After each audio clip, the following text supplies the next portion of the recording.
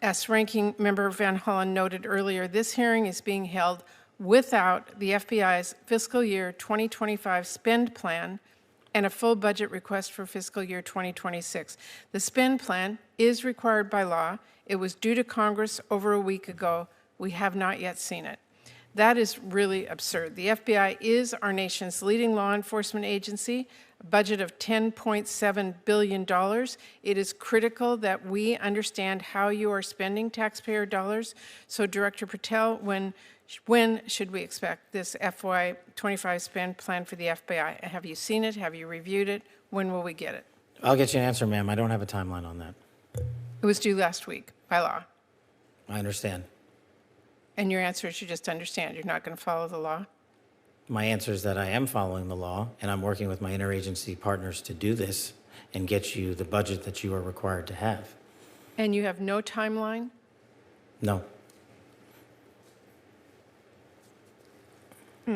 Well, we also need a full budget request, not a single paragraph full of wild talking points that we saw with the skinny budget proposal.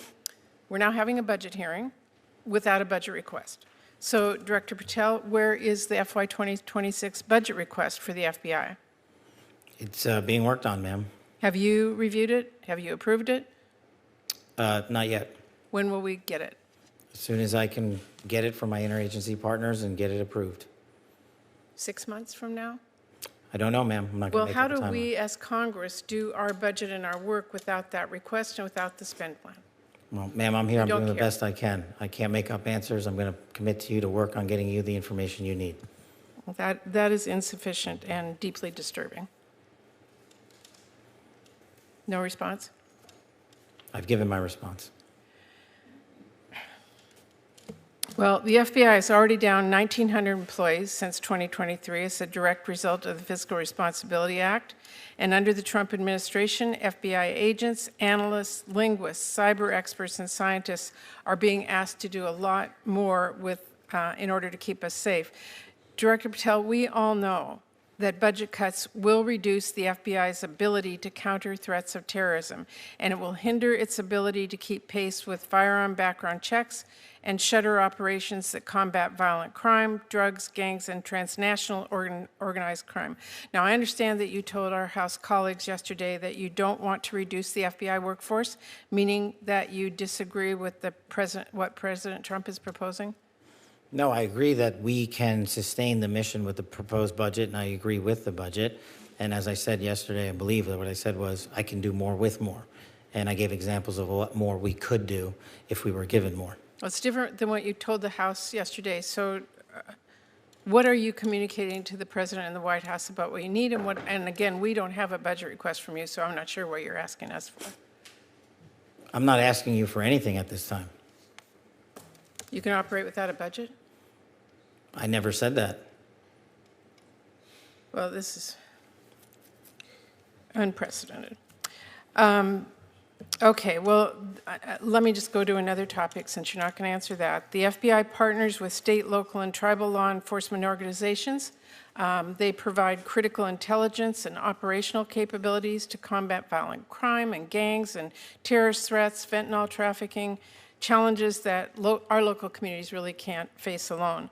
I'm going to give you an example. A few years ago, the Southeast Washington Safe Streets FBI Task Force worked with our Benton County and Franklin County Sheriff's Office, multiple Tri-Cities police departments, and the State Corrections Department to carry out one of the largest ever drug seizures in the region's history.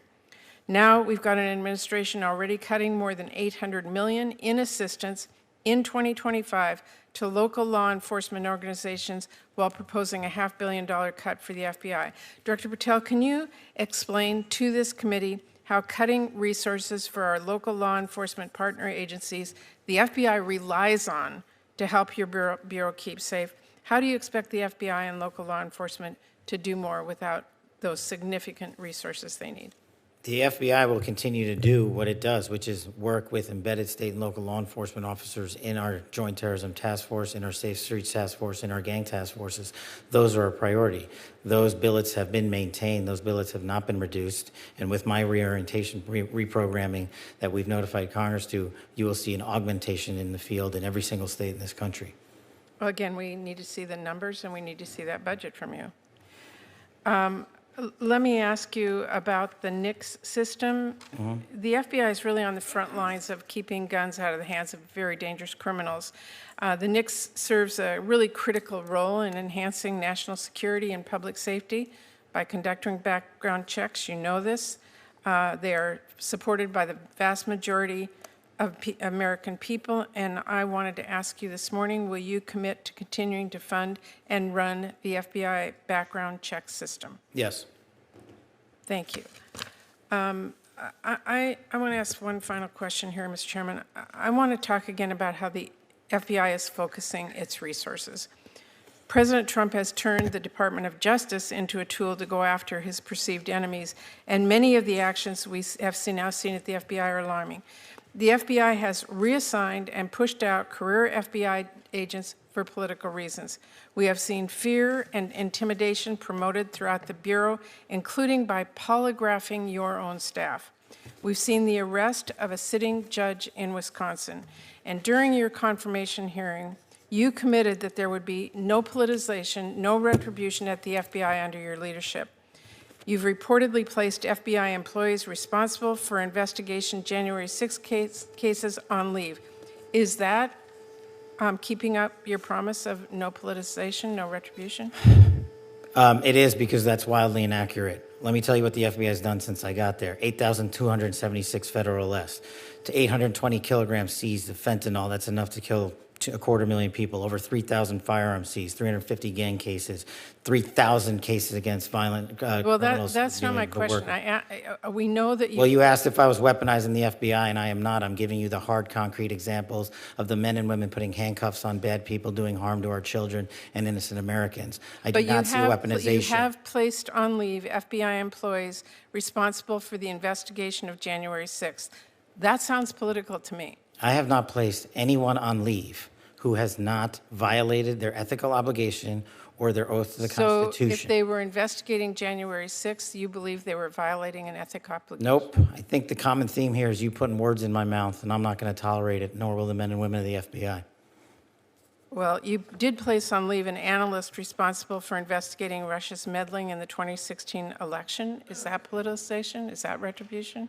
No, not if she broke the law or the ethical guidelines. I don't know which case you're talking about, but that's the standard. And we will hold ourselves inwardly accountable, and we will not be strayed from our mission because people think we are politicizing the Bureau. If you want to talk about someone who was attacked by a weaponized Bureau, you're looking at him. And now he's the director of the FBI, and he's cleaning it up. Well, I would just say to everyone who's listening that the FBI needs to be focused on its mission to keep the entire country safe. It should not be weaponized for partisan political gain. Thank you, We are. Chairman.